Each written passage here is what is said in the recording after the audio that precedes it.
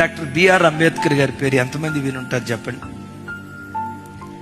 ఆయన అనుభవించినంత పేదరికంలో తొకడ ఇంత కూడా మనం అనుభవించలేదని చెప్పడంలో సందేహం లేదు.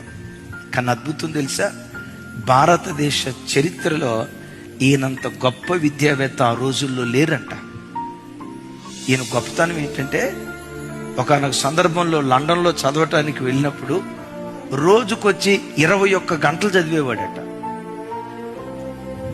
తాను జాయిన్ అయిన కోర్సు అందరూ 8 years చదువుతారైతే ఈయన 2.5 years చదివి పూర్తి చేశాడట.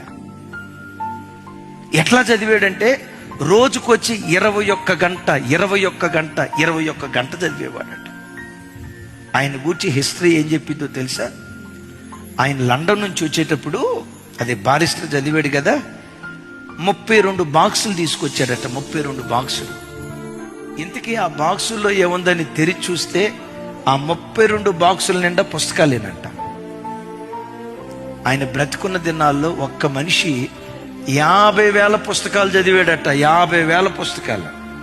హిస్టరీ ఏం చెప్పిందో తెలుసా? ప్రపంచ దేశాల్లో అతి పెద్ద ప్రైవేట్ లైబ్రరీ ఎవరిదై అంటే the great doctor BR Ambedkar గారిదట. ప్రపంచ దేశ